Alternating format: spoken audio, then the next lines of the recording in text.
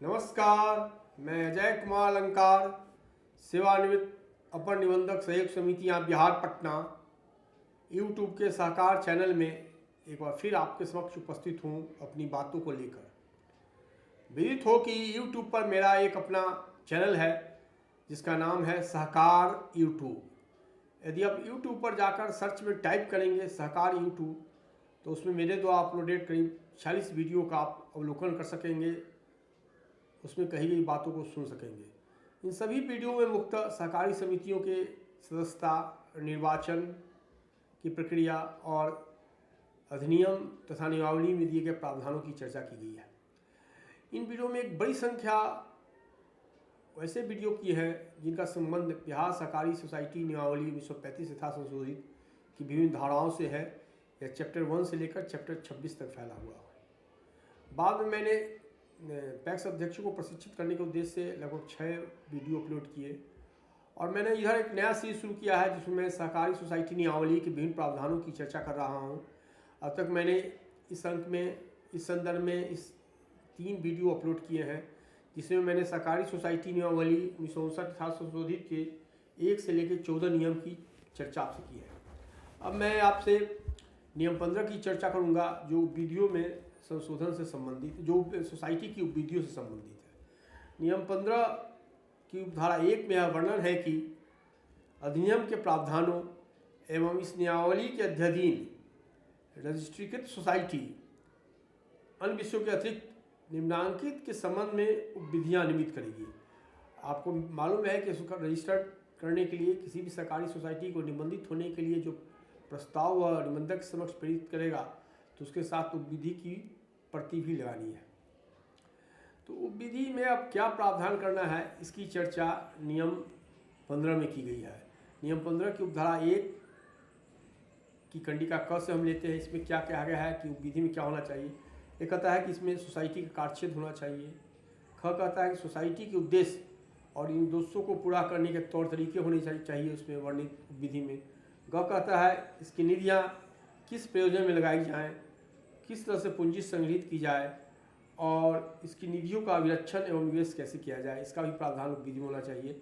उपविधि में यह प्रावधान होना चाहिए कि सरकारी सोसाइटी को निधि जो प्राप्त है, जो राशि प्राप्त होगी, जो पूंजी प्राप्त होगी उसको किस प्रयोजन में लगाई जाएगी, फिर पूंजी को किस तरह से जमा करेगा, प्राप्त करेगा और इसका कहाँ, इस पूंजी को कहाँ इन्वेस्ट करेगा और कहाँ इसको डिपॉजिट रखेगा, अभिरक्षण करेगा। अब फिर घ में है सदस्य बनाने के लिए व्यक्ति की योग्यता, सदस्यों की प्रवर्तन विधि और सदस्यता की समाप्ति अथवा उसके निष्कासन के तरीके का भी उल्लेख उपविधि में होना चाहिए। फिर अंगम में कहता है कि सदस्यों के अधिकार एवं दायित्व तथा सोसाइटी के सदस्य द्वारा दे किसी राशि की अदायगी में चूक करने के परिणाम इसका ही वर्णन होना चाहिए। च में कहता है कि सोसाइटी की प्रबंध समिति अथवा किसी अन्य समिति की सामान्य बैठक बुलाने का तरीका और समिति द्वारा प्रयोजन तथा संपाद्य शक्तियाँ एवं कर्तव्य क्या हो इसका भी उल्लेख होना चाहिए। 6 में कहता है कि प्रबंध समिति के सदस्यों एवं सहकारी सोसाइटी के अधिकारियों की नियुक्ति, निलंबन तथा निष्कासन का तरीका तथा समिति और अधिकारियों के कर्तव्य तथा शक्तियों का उल्लेख विधि में होना चाहिए। फिर नियम 15 की उपनियम 2 में कहता है, मैंने भी जो चर्चा की थी वो 15 के नियम 15 के उपनियम 1 का था और नियम 15 के उपनियम 2 में कहता है कि यदि सोसाइटी के उद्देश्यों में सदस्यों का ऋण देने के लिए निधियों का सृजन शामिल हो तो सोसाइटी निम्नांकित के संबंध में भी उपविधियाँ बनाएंगी। उपरोक्त बातों के अलावा निम्नांकित के संबंध में भी उपविधियाँ बनाएंगी। क प्रयोजन जिसके लिए और प्रतिभूति जिस पर ऋण दिया जाएगा। ख सोसाइटी कितना अधिकतम दायित्व उठा सकेगी। ग किसी सदस्य का अधिकतम कितना ऋण दिया जा सकेगा। घ शर्त और बंधजों जिनके अधीन ऋण दिया जा सकेगा और रुपया लौटाने की अवधि क्या होगी। अंग ऋण पर ब्याज की अधिकतम दर तथा च मुनाफे का व्ययन और सदस्य शेयर पूंजी पर देय अधिकतम लाभांश इसका भी उल्लेख होना चाहिए यदि सोसाइटी का उद्देश्य सदस्यों को ऋण देने के लिए निधियों का सृजन शामिल हो। अब मैं नियम 15 के उपनियम 3 पर आता हूँ। इसमें कहा गया है कि यदि रजिस्ट्रीकृत सोसाइटी का उद्देश्य सामग्रियों का क्रय, विक्रय, उत्पादन तथा वितरण हो और ऐसे ही अन्य उद्देश्य हों तो सोसाइटी कारोबार, क्रय विक्रय तथा स्टॉक मिलान और निष्पादन के तरीके के संबंध में भी विधियाँ बना सकेंगी। जो मार्केटिंग से संबंधित सोसाइटी है उसको इस तरह का प्रोविज़न करना चाहिए। अब इसमें फिर नियम 15 के उपनियम 4 में कहा गया है कि रजिस्ट्रेटेड सोसाइटी अपने काज के प्रबंधन एवं अनुषंगिक किसी अन्य विषय के संबंध में भी विधियाँ बना सकेंगी। कहने का मतलब है कि रजिस्ट्रेटेड सोसाइटी यदि रजिस्ट्रेशन कराना चाहती है तो उसकी विधियों में क्या क्या प्रावधान होना चाहिए, अन्य प्रावधानों के अतिरिक्त उपरोक्त प्रावधानों को निश्चित रूप से लागू करना चाहिए। अब मैं धारा 16 पर आता हूँ। धारा 16 क्या कहता है इसको भी हमको जानना चाहिए। धारा 16 का संबंध, धारा 16 नहीं सॉरी नियम 16, चूँकि नियमावली की बात हो रही है तो नियम 16 का संबंध विधियों में संशोधन से है। आपको विदित है कि बिहार सहकारी सोसाइटी अधिनियम 1935 यथा संशोधित के सेक्शन 25 में विधियों के संशोधन से संबंधित विस्तृत प्रावधान दिए गए हैं। अब मैं नियम में क्या प्रावधान है जो सप्लीमेंट्री है वो विधियों के संशोधन का नियम 16 में उसकी चर्चा करता हूँ। इसमें कहा गया है कि रजिस्ट्रेटेड सोसाइटी समान बैठक में जिसकी सूचना सदस्यों को विहित तौर पर दी गई हो, उपस्थित सदस्यों के 2/3 बहुमत से अंकित प्रस्ताव के द्वारा अपनी विधियों को संशोधन कर सकेगी। सेक्शन 25 में हमने देखा है कि विधियों के संशोधन का प्रस्ताव समान निकाय के द्वारा जाना है। अब ये 16 एक प्रोविजन करता है कि उपस्थित सदस्यों के 2/3 बहुमत से अंकित प्रस्ताव के द्वारा, मैंने 2 सदस्यों का वो 2/3 बहुमत जरूरी है विधि में संशोधन के लिए। ये सप्लीमेंट्री है, इसको समझ लेना चाहिए। अब नियम 17 की मैं चर्चा करता हूँ। नियम 17 का उपनियम 1 क्या कहता है? यह कहता है कि विधियों में संशोधन के निबंधन के लिए प्रपत्र 6 में आवेदन पत्र रजिस्ट्रार के पास उस समान बैठक की तिथि से 3 माह के भीतर दिया जाएगा जिसमें संशोधन विषयक प्रस्ताव अंकित हुआ तथा उसके प्रस्ताव की 3 प्रमाणित प्रतियाँ दी जाएंगी। यह स्पष्ट करता है कि 26 में यदि अमेंडमेंट करना है 25 में, सेक्शन 25 में, तो सामान्य निकाय में बैठक होगा और 2/3 से प्रस्ताव लिया जाएगा और 2/3 से प्रस्ताव की तिथि से 3 महीने के भीतर जब प्रस्ताव की सच्ची प्रमाणित प्रतिलिपि 3 प्रतिलिपि हो वह समर्पित किया जाएगा। एक चीज़ को विधियों में जब संशोधन के लिए जाते हैं तो हमको इसका ध्यान रखना चाहिए। और इसमें प्रपत्र 6 की चर्चा करता है जो इस नियमावली के साथ संलग्न है। अब 17 के उपनियम 2 में क्या कहता है इसको भी हम देखें। यह कहता है कि संशोधन निबंधित हो जाने पर रजिस्ट्रार एक प्रति अपने कार्यालय में रखेगा और प्रपत्र 7 में प्रमाणित करके एक प्रति निबंधित सोसाइटी को की और उसी प्रकार की एक प्रमाणित प्रति संबद्ध सोसाइटी को यदि हो तो निर्गत करेगा। पहला तो हुआ कि प्रपत्र 5 में आवेदन करेगा संशोधन के लिए और दूसरा यदि संशोधन स्वीकृत हो गया तो प्रपत्र 7 में पहला प्रपत्र 6 में आवेदन करेगा और प्रपत्र 7 में उसको रजिस्ट्रार प्रमाण पत्र देगा जो सोसाइटी की विधि के साथ संलग्न है। सोसाइटी को भी दे देगा, यदि कोई अपने कार्यालय में रखेगा और यदि कोई संबद्ध सोसाइटी है तो उसको भी भेजेगा। इसका यह प्रावधान करता है। अब नियम 17 का उपनियम 3 क्या कहता है इसको भी देख लीजिए। यह कहता है कि यदि रजिस्ट्रार संशोधन को रजिस्ट्रीकृत करने से अस्वीकार कर दे तो संबंधित सोसाइटी को सकारण अस्वीकृति आदेश भेज देगा। यह हम नियम में भी अधिनियम में भी देख चुके हैं सेक्शन 25 में। अब हम 18 पर आते हैं। 18 में आते हैं, कहता है जब रजिस्ट्रार निबंधित सोसाइटी की विधियों का संशोधन धारा 26 की उपधारा 2 के अधीन निबंधित करेगा तो वह प्रपत्र 8 में प्रमाण पत्रित करके उसकी प्रति उस सोसाइटी को और संबद्ध सोसाइटी को यदि हो रजिस्ट्री निबंधित डाक से भेजेगा। नियम 18 का आशय है कि यदि सेक्शन 26 के तहत जिस पर रजिस्ट्रार को किसी भी सहकारी समिति के विधि में संशोधन करने के लिए निर्देशित करने की शक्ति है उसके तहत यदि स्वयं निबंधन करता है तो उसकी प्रति प्रमाणित प्रति संबद्ध सोसाइटी को निबंधित ढाक से भेजेगा और संबंधक सोसाइटी को भेजेगा। अब मैं आगे बढ़ता हूँ नियम 19 पर चर्चा करता हूँ। यह समान बैठक से संबंधित है। नियम 19 क्या कहता है इसको देखिए। सोसाइटी की विधियों को संशोधित किए बिना रजिस्ट्रीकृत सोसाइटी का निबंधित नाम नहीं परिवर्तित किया जाएगा और निबंधक यह अपेक्षा कर सकेगा कि वो परिवर्तित नाम उसके निर्देशानुसार हो। वो विधि में संशोधन करके ही आप सोसाइटी का नाम बदल सकते हैं। यह नियम 19 में प्रोविज़न है और आजकल हम लोग नगर टैक्स के संदर्भ में जो संशोधन कर रहे हैं तो उसकी प्रासंगिकता इससे है, नियम 19 से।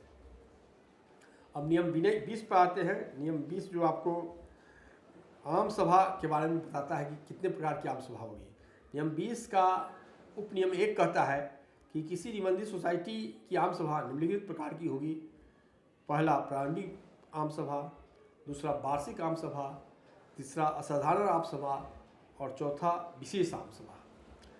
तो नियम 20 के उपनियम 1 के अंतर्गत फिर हम आते हैं। उपनियम 1 में 4 तरह की आम सभा की चर्चा हो गई है। और नियम 20 का 1 का क क्या कहता है? 1 का क इसको हमको देखने की जरूरत है। यह 2008 के संशोधन द्वारा स्थापित किया गया है। नियम 20 का उपनियम 1 क कहता है, इस नियमावली अथवा किसी सहकारी समिति के विधि में अंतर्विष्ट किसी बात के प्रतिकूल होते हुए भी किसी सहकारी समिति का अध्यक्ष ही उस सहकारी समिति का प्रतिनिधि होगा, जो अपनी समिति का प्रतिनिधित्व ऐसी संबद्धक समितियों और ऐसी संबद्धक समितियों की आम सभा में करेगा जिसका वह सहकारी समिति का या सदस्य है, परंतु किसी सहकारी समिति में, अवक्रमित सहकारी समिति में कोई प्रतिनिधि नहीं होगा। इसको थोड़ा मैं एक्सप्लेन कर देता हूँ। जैसे कोई प्राइमरी सोसाइटी है, यदि व्यापार मंडल का चुनाव हो रहा है तो उसके चुनाव में डेलीगेट के रूप में या मतदाता के रूप में उस सोसाइटी का अध्यक्ष ही भाग लेगा। 2008 में प्रोविजन किया गया है। 2008 के पहले अध्यक्ष और प्रतिनिधि अलग अलग होते थे, लेकिन अब यह कह दिया है कि जो सोसाइटी का अध्यक्ष है, जो किसी भी सरकारी सोसाइटी का जो अध्यक्ष है, वही अपने संबद्धक समितियों के आम सभा में अपनी सोसाइटी का प्रतिनिधित्व करेगा, डेलीगेट करे होगा, मतदाता होगा। और यदि कोई सोसाइटी अवक्रमित हो तो प्रशासक या कोई अधिकार नहीं है कि वह रिप्रेजेंट करे। यह नियम 20 के उपनियम 1 क में 2008 में जोड़ा गया है।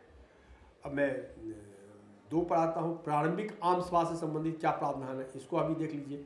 खासकर यह उन सोसाइटियों के लिए है जो नई निबंधित होती हैं, उनको नया नाम देते हैं, उनके विधियों में हम संशोधन करते हैं। इसकी प्रासंगिकता है, अभी हम जो पैक्स पुनर्गठन कर रहे हैं नगर पंचायत के संदर्भ में, तो इस संदर्भ में उसकी प्रासंगिकता है, इसको देखना चाहिए। तो नियम 20 का उपनियम 2 प्रारंभिक आम सभा से संबंधित है।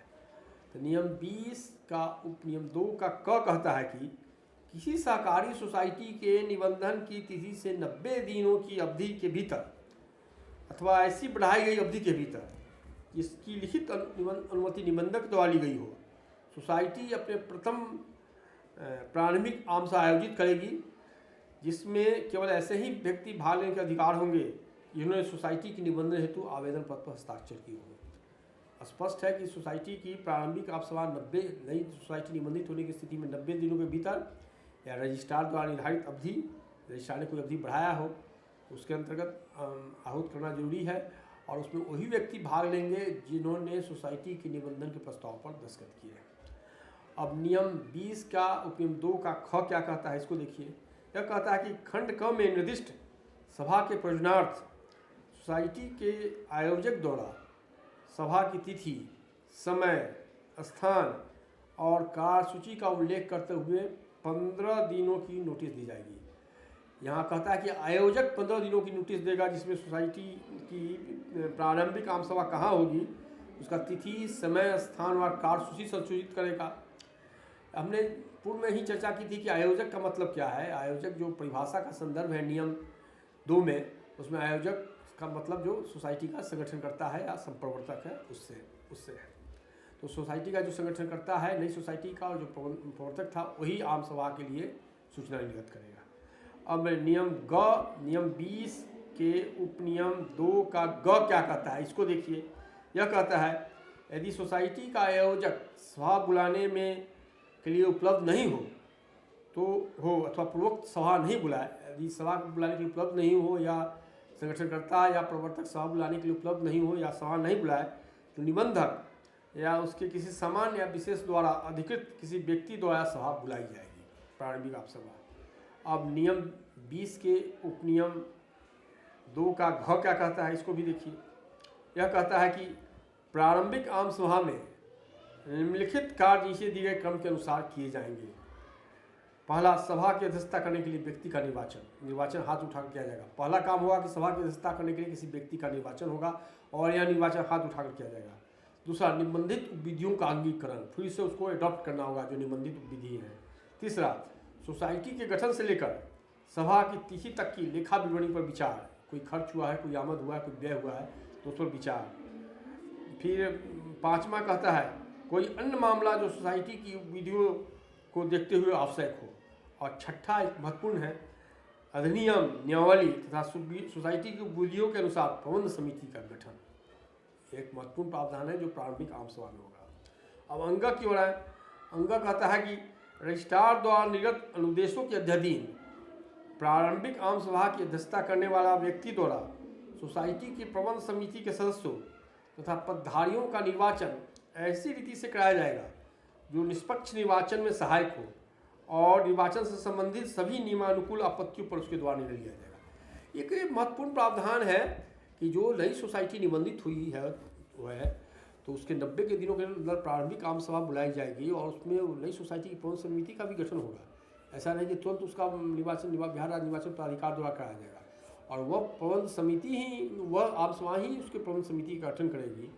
हमने देखा कि कई सोसाइटियों के संदर्भ में जब सोसाइटी का निर्वाचन हुआ तो वो जो प्रारंभिक आम सभा है उसने पूरी अवधि के लिए प्रबंध समिति का गठन किया, और उसका अवधि पूरी हो जाने के बाद ही हम बिहार राज्य निर्वाचन प्राधिकार द्वारा उसका निर्वाचन कराया गया।